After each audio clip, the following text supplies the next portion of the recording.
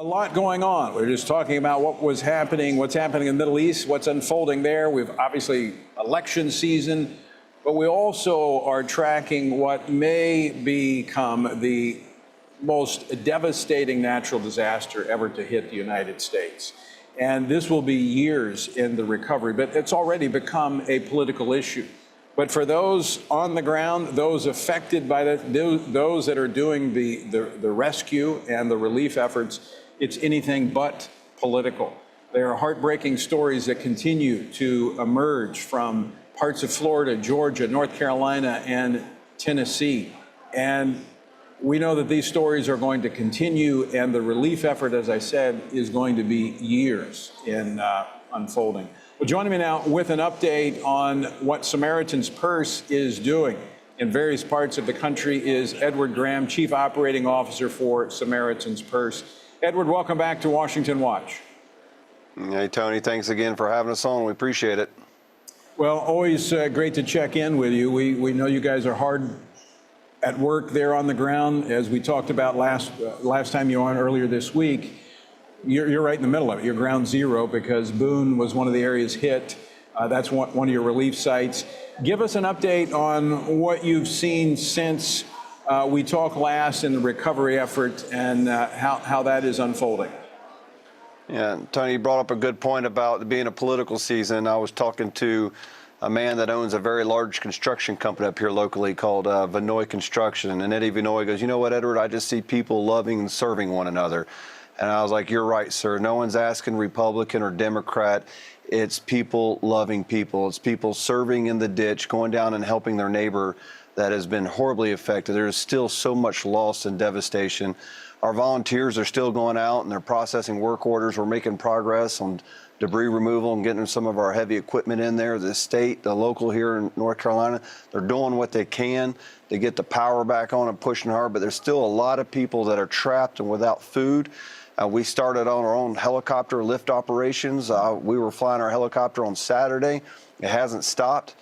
We've got other people that have been flying in. I think I told you the other night, people like Rick Hendricks and Joe Gibbs Racing, their helicopter's been partnering with us, and we're delivering food to these locations. But we've also partnered with these two UH-60 military helicopters. I'm going to keep leasing them to keep doing work and getting what I think is now needed, even beyond food and water. But that's starting to get to the point of we've bought generators, over 1,000 generators, and we're going to buy them and send them into these areas just to get power. Because, yeah, we may start getting food and water to it, but they're not going to get power for a long, long time. What are the greatest needs right now that our viewers and listeners can help with? Yeah. Well, food and water still a huge. There's now places where they've collected, and there's kind of logistical logs. It's really getting these water and food to areas that need it, and that's very difficult. A lot of that has to be done by rotary wing, by helicopter. Power is still a huge issue. There's people now that are trapped and they've lacked medical issue, getting medical treatment. And the National Guard is doing a great job of trying to get those individuals out and get them back to where they need. But the biggest issue, you got people still trapped, and I call it behind enemy lines. It's like a war zone out here, and they can't get out. And so those are the people that we're really trying to get to. Now, these other communities, they've lost homes. There's housing gone. There's going to be a huge housing need. And Samaritan's Purse will look, and we'll stay committed. We're not going anywhere until this starts to rebuild this community. But the immediate needs is still food and water, but power is still a major issue here in these parts of North Carolina, really from Boone, North Carolina, all the way down to Asheville. And then there's other parts. We're working in Tennessee as well. We're expanding our work orders around the Ashland area, going to other counties, to like Mitchell County. But there's going to be a lot of work. I need volunteers. But the big thing is Samaritan's Purse needs volunteers that are going to stay committed for the long haul. Yeah, we may be booked solid on who can stay in our church, but here in a few weeks when things start the attention goes away, I need these volunteers to keep coming.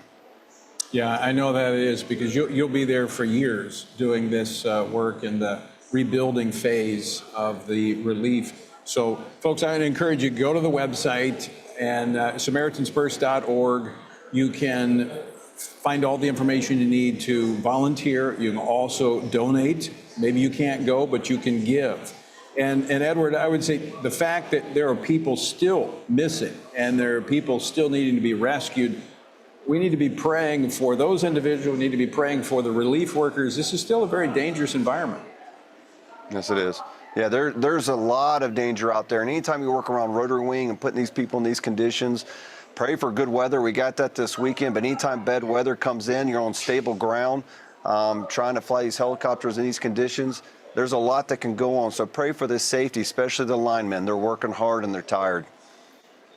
Well, we will continue to pray, and we're going to be checking in with you periodically. Let us know what we can do to be more helpful. Thank you. Well, I appreciate it. I think my sister's up there at that conference, so tell her I said hello.